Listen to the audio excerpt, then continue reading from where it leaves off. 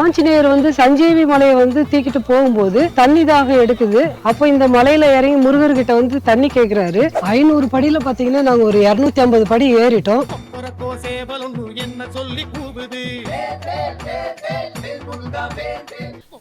Hello viewers, welcome to கலர்ச்சன் channel. இன்னைக்கு நம்ம வந்திருக்கிற பிளேஸ் பார்த்தீங்கன்னா கோயம்புத்தூரில் அணுவாவி அப்படின்ற ஊரில் இருக்கிற முருகர் கோவில் வந்து வந்திருக்கிறோம். சுப்பிரமணியர் கோவில்.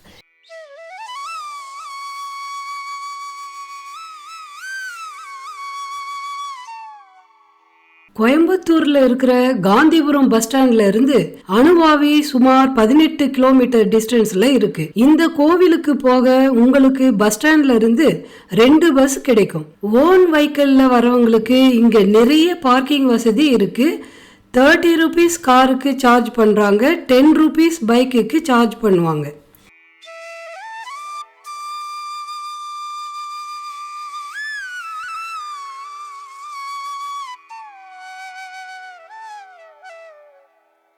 முருகரை பார்க்கறதுக்கு முன்னாடி மலையடிவாரத்தில் கோயம்புத்தூர்லேயே 45 அடி உயரம் உள்ள இங்க மட்டும் இருக்கிற அனுமன் சிலையை பார்த்துட்டு போகலாம்.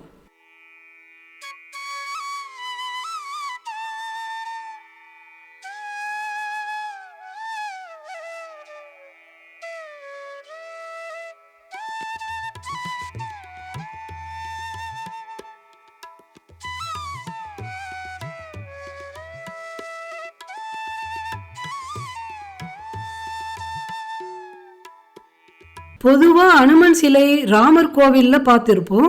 ஆனால் முருகருக்கும் அனுமனுக்கும் என்ன சம்பந்தம் இருக்கும்னு, இந்த ஊருக்கு ஏன் அணுவாவின் பேர் வந்ததுன்னு வீடியோவை ஃபுல்லாக பார்த்து தெரிஞ்சுக்கோங்க.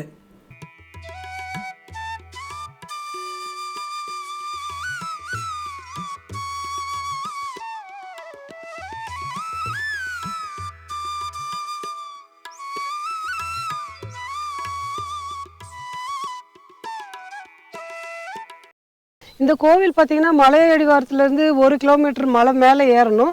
500 படி இருக்குது. ரொம்ப வந்து விசேஷமான ஸ்தலம். முருகர் பார்த்தீங்கன்னா சுயம்புவா தோன்றினவர்னு சொல்கிறாங்க. வள்ளி தெய்வ யானையோடு பார்த்தீங்கன்னா நின்ற கோலத்தில் காட்சி தர்றாரு.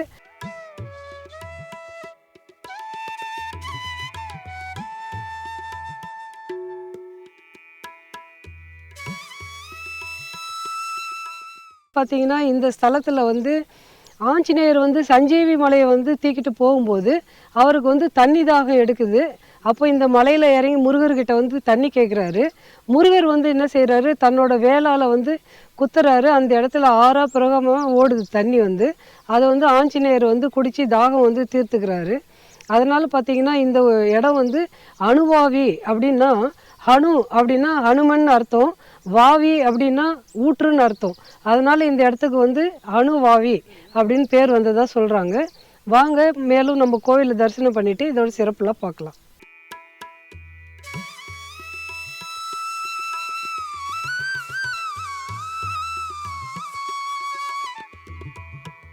ஐநூறு படியில் பார்த்தீங்கன்னா நாங்கள் ஒரு 250 படி ஏறிட்டோம். இன்னும் ஒரு 250 படி இருக்குது. கீழே பார்த்திங்கன்னா கொஞ்சம் முடியலைன்னா கூட நம்ம உட்காந்து கொஞ்சம் ஏறுற மாதிரி தான் வசதி இருக்குது. இன்னும் ஒரு 250 படி பார்த்திங்கன்னா கொஞ்சம் நெட்டாக இருக்குது. அது மேலே ஏறுற மாதிரி தான் இருக்குது. கொஞ்சம் வயசானவங்கன்னா கொஞ்சம் உட்காந்து கூட வந்துடலாம். இந்த கோவில் பார்த்திங்கன்னா முருகரோட வழிபாடு வந்து ராமாயண காலத்திலே இருந்துருக்கு அப்படின்றதுக்கு உதாரணம் வந்து, ராமாயணத்தில் வந்து வால்மீகி வந்து 2 இடத்துல குறிப்பிட்டிருக்காரு. ராமரோட அம்பு வந்து எப்படி இருக்குது அப்படின்றதுக்கு உதாரணத்துக்கு வந்து முருகரோட வேல் மாதிரி பளபளப்பாக இருந்தது அப்படின்னு ராமாயணத்தில் 2 இடத்துல குறிப்பிடுறாரு. அப்படி பார்த்தீங்கன்னா ராமாயண காலத்துலேயே முருகர் வழிபாடு ரொம்ப சிறப்பாக இருந்திருக்கு. அது மட்டும் இல்லாமல் ஆஞ்சநேயர் வந்து இங்கே முருகர்கிட்ட வந்து தண்ணி தாகத்துக்காக இங்கே நின்று தண்ணி குடிச்சிருக்காரு. அதனால் மிகவும் சிறப்பு வாய்ந்த கோவில். வாங்க நம்ம மேலே ஏறிட்டே பார்த்துட்டே போகலாம். இங்கே நம்ம மேலே ஏறி வந்தோம்னா பாதி வழியில் பார்த்திங்கன்னா இடும்பன் சன்னதி வந்து இருக்குது. இடும்பன் சன்னதி வந்து இங்கே முருகருக்கு ஒரு காவல் தெய்வமாக இங்கே இருக்கார். தரிசனம் பண்ணுங்க.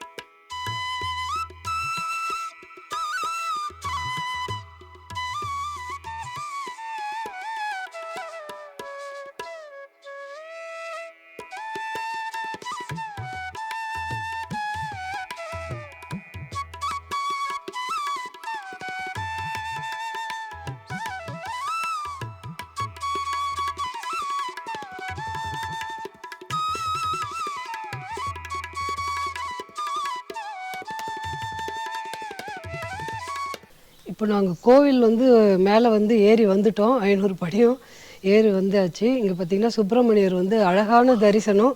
வள்ளி தெய்வானோட வந்து பார்த்திங்கன்னா நின்ற கோலத்தில் வந்து காட்சி தர்றாரு. முருகர் வந்து சுயம்புவாக தோன்றின முருகர். ரொம்ப அற்புதமாக இருக்குது. இந்த இடத்துக்கு நீங்களும் வாங்க நம்ம சுற்றி பார்ப்போம். இங்கே வந்து ஆஞ்சநேயர் சன்னதியும் இருக்குது. குட்டியாக ஒரு சன்னதி இருக்குது. அப்படியே சுற்றி பார்த்துட்டே வரலாம். வாங்க.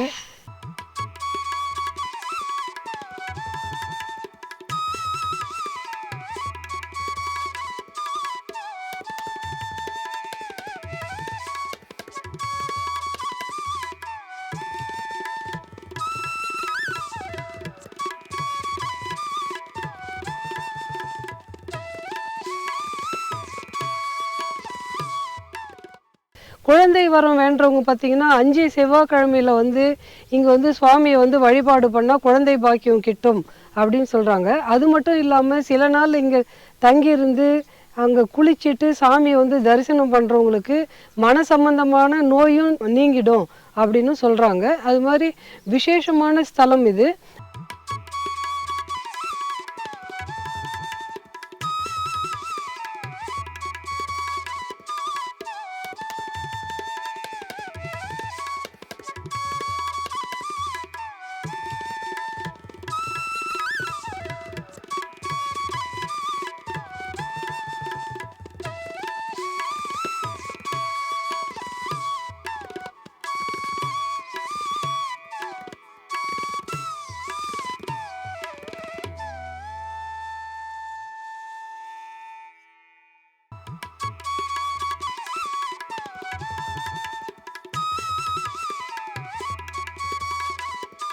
இந்த மலையில் ஒரு அற்புதம் என்னன்னு பார்த்தீங்கன்னா, இங்கே வந்து ஒரு சுனை நீர் வந்து இருக்குது. இந்த சுனை நீர் வந்து எங்கேருந்து உற்பத்தி ஆகுது அப்படின்னு இன்னும் கண்டே பிடிக்க முடியல அப்படின்றாங்க. தெளிவான அழகாக கண்ணாடி மாதிரி அழகான சுனை நீர் பார்க்குறதுக்கு ரம்மியமாக இருக்குது. இந்த மலை பார்த்திங்கன்னா ரொம்ப நேச்சராக இருக்குது. அழகான மூலிகையெல்லாம் நிறைஞ்சி காற்று ஃப்ரெஷ் ஏர்ஸு சூப்பராக இருக்குது. பார்க்குறதுக்கு நமக்கு ஏறி வந்த களைப்பே தெரியல. நல்லா சில்லுன்னு இருக்குது. நல்லா இருக்குது. நீங்களும் வந்து தரிசனம் பண்ணுங்கள். போகலாம்.